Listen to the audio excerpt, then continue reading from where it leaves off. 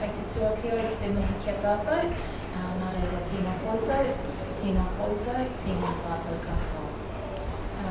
Kia kōrua ngā kai kōrero o te ahiahi nei, tēnā kōrua me tā kōrua kaupapa nui, tēnā kōrua i ngā kaunui ana ki tēnei o ngā kaupapa.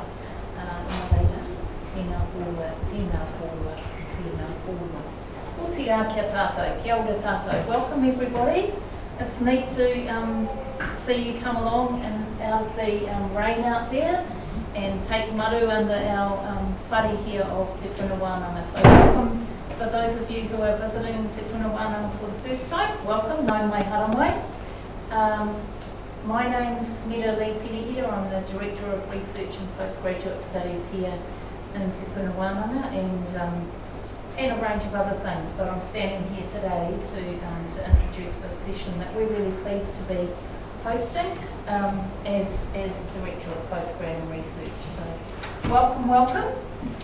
And do a brief introduction to our two speakers. Kia ora, and then give you a chance to get up and grab some yummy snacks and nibbles here, and then come and sit down and I'll hand over to our speakers after that, okay? So welcome. So our two speakers today, Teresa and Liviu. It's wonderful for you to be here in our university. They're visiting from Spain. However, Liviu is from Romania and Teresa from Catalonia. So welcome, and all the wealth that you bring with you to Aotearoa and to Te Puna Wānanga specifically. So I won't pretend to know a lot about their work and their project. I'll let them introduce their research and their reasons for being here, but essentially there are a couple of PhD students who are here for a couple of months with us, and this seminar today is a part of sharing their work while they're here. So welcome and thank you. So I'll just invite you now to stand up and get some yummy nibbles. Who's put all this together, Te Pura? You and Teresa. Awesome. Cool. Thank you. So come and help yourselves and then sit down, and once you're settled we will start. Kia ora tātou. Okay, so now we can go on with the presentation, with the seminar. You know where we come from and why we're here. Okay, so today's talk is about community methodology, which is the methodology that we use at our research group in Spain. Okay, hopefully at the end, if there's any aspect that you want to dwell on, or you want to ask anything, or if I went too quick, maybe have the chance to talk about the aspect. Okay, any aspects of the community methodology. This will be the structure of my presentation for today. First, we'll do a brief overview of SALEACOM, very brief, but it's the reason why we're here. Then we'll see the background for the community methodology in social research.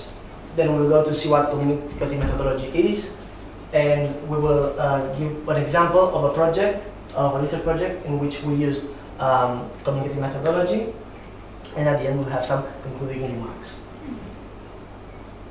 Okay, so SALEACOM project, the entire title is Overcoming Inequalities in Schools and Learning Communities, Innovative Education for a New Century. As I said before, we are here thanks to this project. The main objective of SALEACOM is to create a global program of successful educational actions to be implemented across educational systems. Okay, so what we do with SALEACOM, we create international working group network. Okay, and this is the main objective. So these are other objectives as well. You can go back to it if you're interested to learn more about it. These are the partners that are in this project.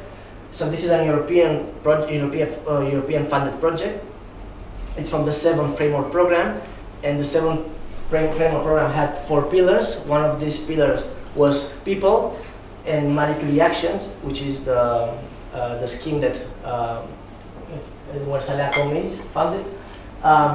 These actions, these people, they were has the purpose of training excellence researchers. So the funding comes from this scheme. And as you can see in the consortium, we have the University of Auckland. So here we'd like to thank again Te Puna Wānanga for receiving us, Teresa and me this summer. We are the third wave of Saleacom. Aitor Gomez, the director of this research project, has been here for 2 years, so we are the third way. And then we have other universities from 5 different countries. We have one from Australia, we have Stanford from the United States of America, we have one university in Brazil, San Carlos, we have one from Hungary, the Central European University, and we also have Dromcotar Mestipen, which means the path to freedom. And this is a Roma woman association that is based in Barcelona. So these are the partners involved. And well, the dynamics of the project is basically doing secondments, exchange of staff. Okay, so we go within the universities that are across the project. Okay, and we do exchange. Okay, so now we'll go to the second part of our presentation, which is the background of communicative methodology in social research.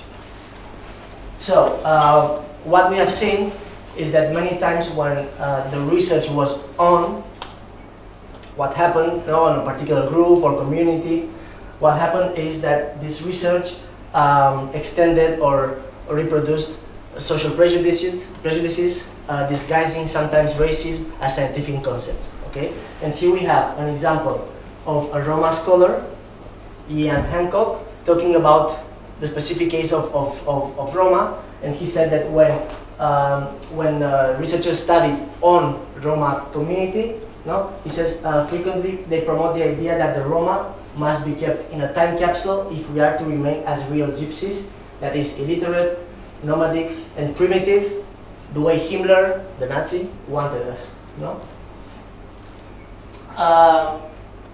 So what we do with communicative methodology is instead researching with the people. Okay. So here in our methodology we include the voices either of vulnerable groups, of ethnic communities, or social movements, because we investigate, we do research in many areas. So our concept is including the participants within the research and including them from the beginning, from the designing of the research process until the end. Yeah, the conclusions and interpretations. Also at CREA, we are multicultural. Okay, we come from different backgrounds. As you can see, we have Teresa, she's from Catalonia, I'm from Romania, so we have diversity of places of origin or religion, ideological beliefs, whatever you want. We are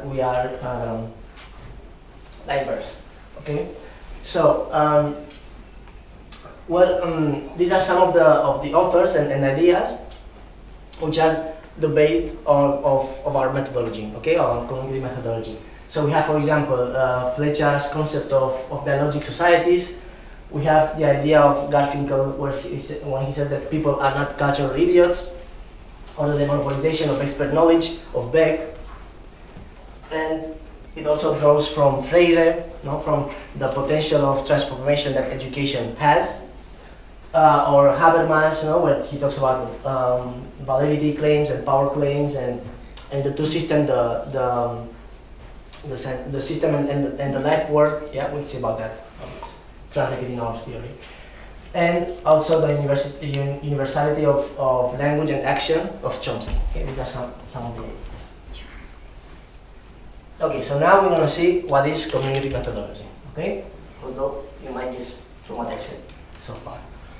So we have, on the one hand, we have the scientific knowledge, the knowledge that is produced by researchers, and on the other hand, we have people, we have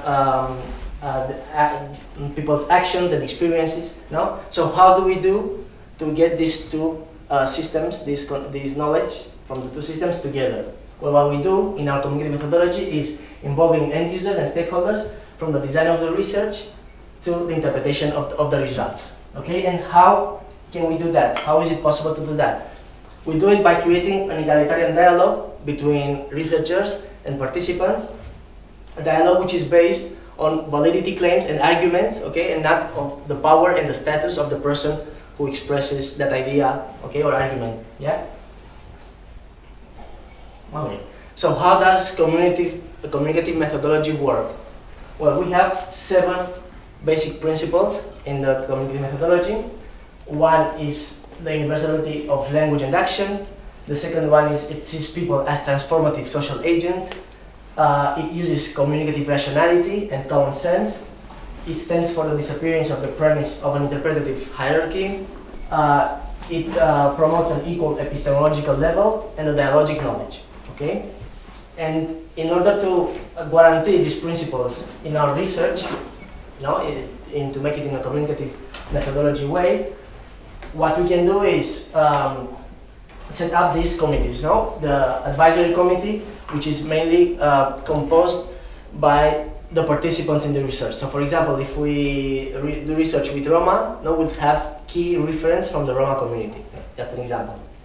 The multicultural panel of experts, the free task-oriented groups, which free task-oriented groups are volunteers that want to participate in the project, that they might have expertise or knowledge in one of the fields of the project, so they bring that experience and knowledge with them.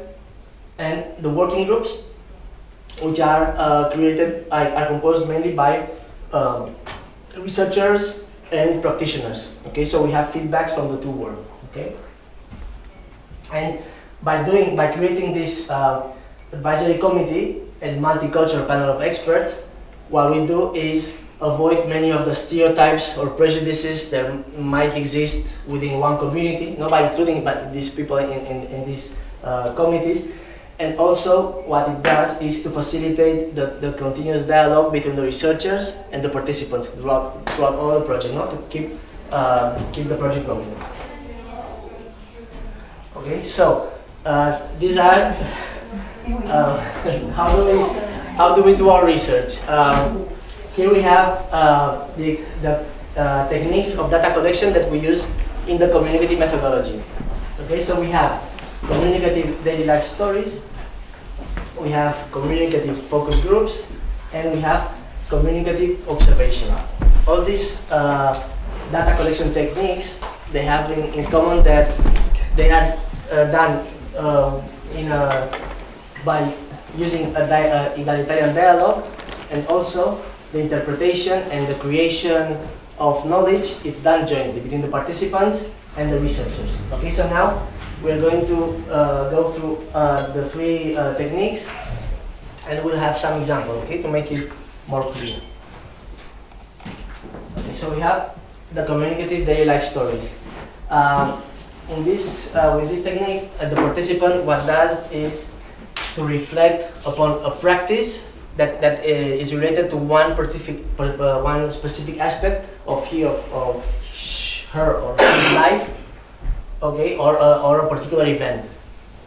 So, how it works? We have the example of Berta. She was a mother of 2 children, and she was participating as a volunteer at her school, at the school of her children. Okay, so while she had this dialogue with the researcher, and she was reflecting upon her activity as a volunteer at her son's school, she got empowered, okay, because she was reflecting about that, and she realized that it says here that it was very important because it was very she valued that her son valued her more because their friends at school, they were talking good about their mother, So here she says, when their little friend or whatever says, look, your mom teaches me so well, or she's so good at reading that to me, or she's so good at, I don't know, above all, they value very much when their friends speak well of you,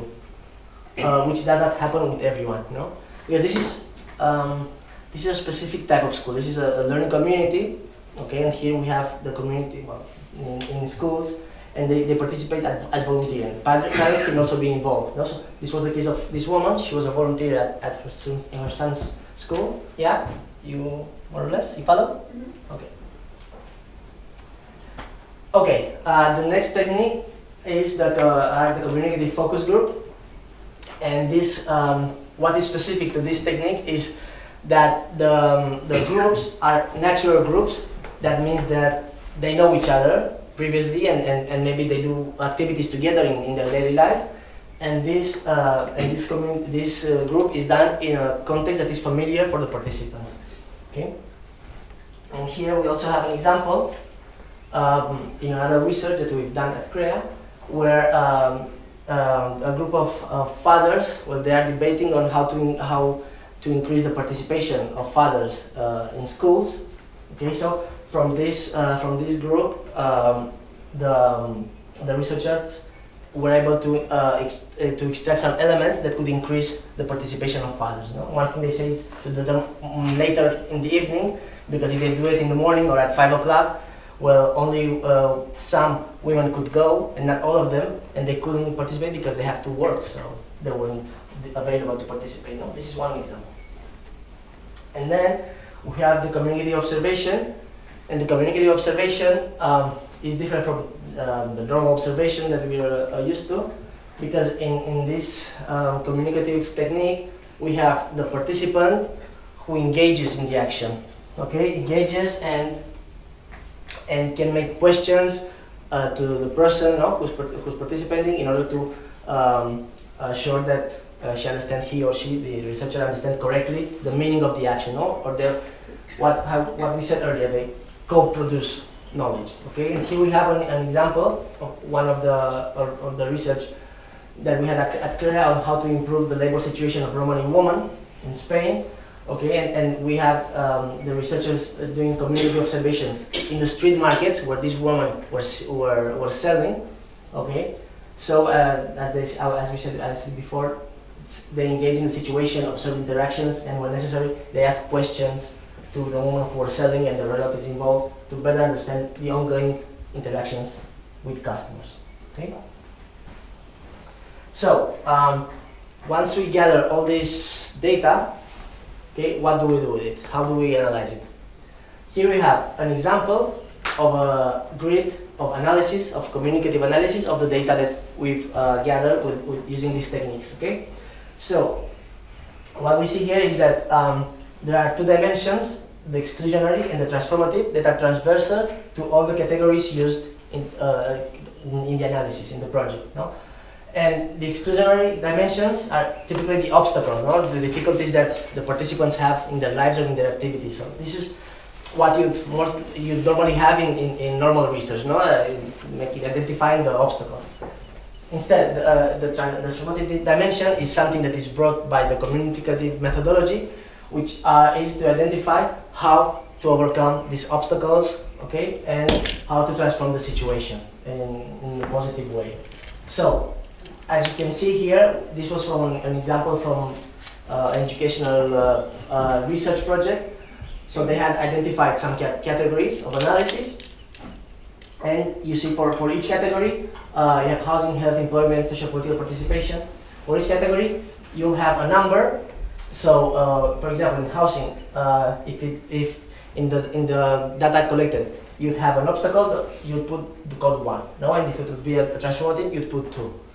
So, after the researchers do this analysis of the data using this grid, they will do a report of that and hand it to the participants, and they will talk about it, okay? They'll go again,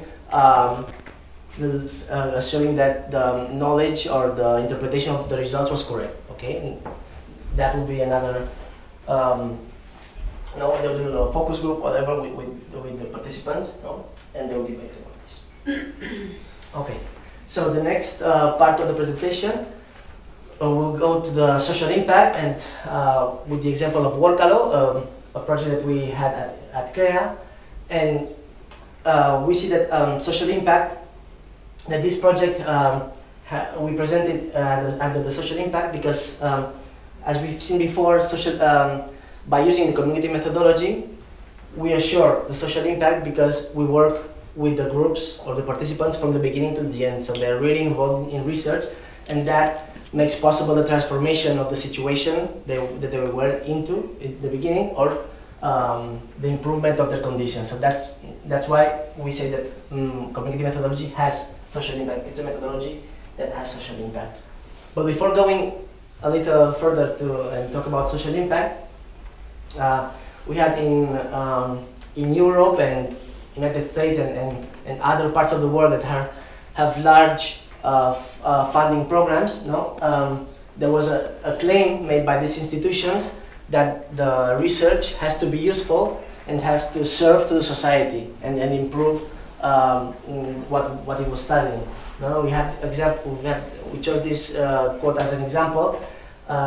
This man, he's a Catalan politician, and he was the Director General of UNESCO between the 1997 to 1999. So he went to this conference, a European conference in Spain, Science Against Poverty, and he said, I will never again go to a conference in which diagnoses of poverty are presented, because the best diagnosis is the autopsy, but it is delivered too late. We need solutions based on evidence, and we need them now. Yeah, so this was a powerful claim on social sciences, that that the research has to be useful for something. So in this context, as I said, in Europe, we had CREA received what was awarded with funds to do this project, Impact F, called evaluating the impact and outcomes of European social sciences and humanity research to investigate about how social sciences and humanities can achieve impact. Okay? And in this project, there were identified 4 types of impact.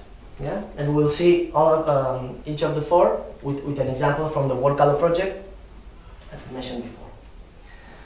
Okay, so the project that we wanted to present today is called WorkColor, the creation of new occupational patterns for cultural minorities, the Roma case. So this project was focused on the Roma community. Okay? It was a European project, but it was focused on Roma community. And when we talk about peer impact, the first one at the bottom of the pyramid, by peer impact, we mean peer acknowledgement of the scientific contribution of our research. You know? So when we do research and when we publish an article in a peer-reviewed journal, no? That will be peer impact. That will be an example. And we see here that some of these, the outcomes of WorkColor have been published in some high-ranked journals, and also book chapters and books. Yeah? So this would be peer impact. And this is becoming, it can also be considered a part of dissemination, because there are many journals that nowadays are open access, so that gives some citizens as well can go to these journals and read the articles. Okay, but by dissemination, which was the second layer, we mean making the results, the research available to the public, to the society. Okay, presenting your research to the society. And you can also do that by workshops, seminars, conferences, social media, social networks and media. Okay, and this is also one of the channels that can be used. Transference is when the results of our research are taken by institutions, enterprises, NGOs, civil society, and they apply these results of your research. Okay, so here we'll see, from the WorkColor, we'll see 3 examples at different levels of how the results were taken by the institutions. And first, we have the Catalan Parliament in 2001 acknowledging the identity of Roma people and the fact that they're a minority. And then, at the European level, the European Parliament also acknowledged Romani people as an ethnic minority in Europe. And this was very important because it was the first time when the European Parliament acknowledged people, because by then they only acknowledged states, but here they go and acknowledge the existence of Roma minority, Roma people as a minority, ethnic minority in Europe. And finally, we have in September 2005 the Spanish Parliament also recognizing the existence of Roma people as a minority. Alright, so when we talk about social impact is something that it means, following the line of explanation, it means when these results of your research that have been taken up by an institution, NGO, civil society, have been applied and have resulted in an improvement of the life conditions or of the situation of the people where they were implemented. Okay, and sometimes it can be faster, and other times it may take some time.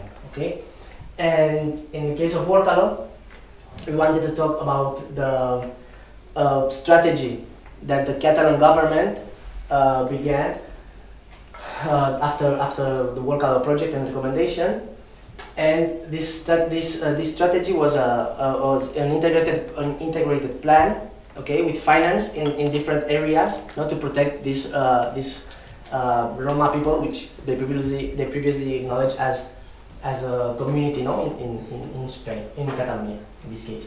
So here we will see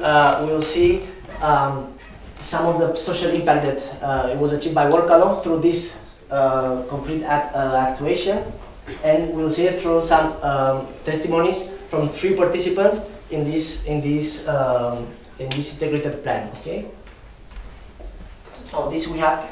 Now we're starting because this plan is done by cycles. So this is like we are now in the 4th edition, that it's starting in 2017 to 2020. Okay, so this has to do with budget and financing of the government. The first one began in 2005, and this one now we are in the 4th, so it's continuous through the time. Okay. The first example of the first person that we'll use today, she says, these studies have enriched me in all aspects of my life. In fact, even in my own culture, it has made me realize that our culture is a referent of very positive values that favor coexistence, concord, harmony, and freedom.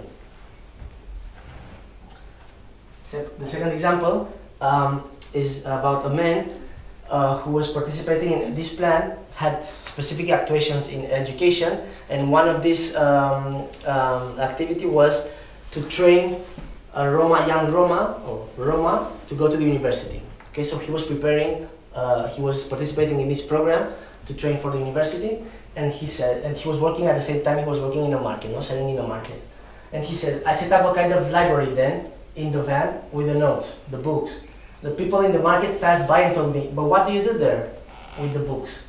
Now that they know that I will go to the university, they say, wow, seriously? What are you saying? Right? And this is a very important thing, because in Spain, we estimate that there are 2 of each 1,000 people, 2 Roma out of, let's see if I say it right, 2 Roma out of each 1,000 Roma that have a university degree. While the non-Roma, there are 300 for 1,000. Yeah? So we made 2 from 2,000 and 300 from 1,000. Yeah? It's very big a difference. So this makes it more relevant already. Yeah? And finally, we have another woman who says, the truth is that it has changed my life on a personal, professional, and emotional level. I have realized that such a project really helps people see that they can do it with a little help. That fills you up a lot. It brings joy to your life. It enriches you as a woman, as a person, and as a gypsy. I feel very proud. Yeah? Okay, so now we'll go to the conclusions of our presentation. So hopefully we've shown that what community methodology does is to include all the voices in the research by guaranteeing their participation from the beginning until the end, okay? Even in the interpretation and knowledge creation, yeah? And the results obtained are not only more rigorous, but subsequent actions that arise from there are having a major social impact, yeah? Because these people are involved there from the beginning, and they say what the problems are and how can we do to overcome the problems. And finally, the transformative goal of the communicative methodology implies that the involvement of the social actors helps to identify alternatives and transform their lives and that of their communities. Okay? And I think I'm going to let it here, so thank you very much.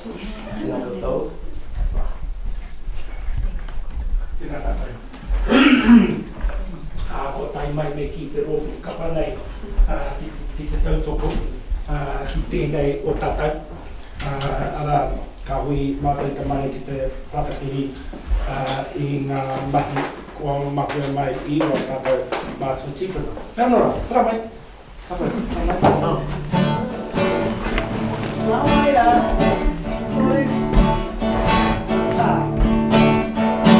Bye.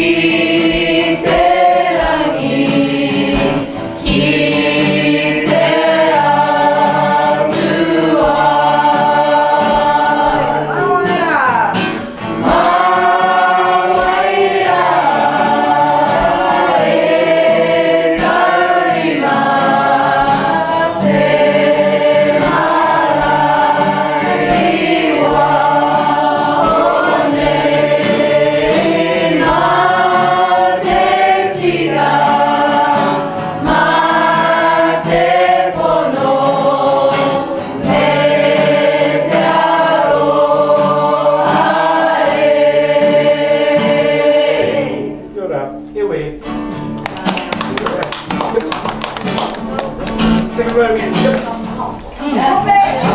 did you go? Where did you go?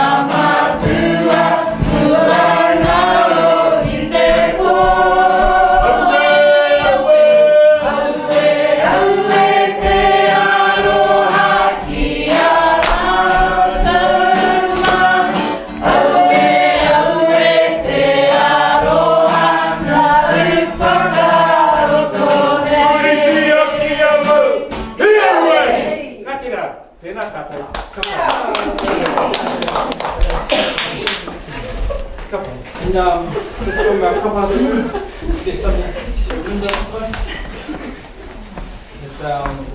the Maori take back and the translation. Then I go to Thank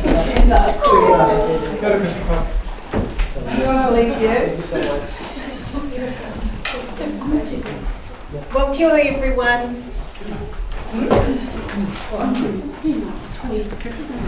What? I can't understand you.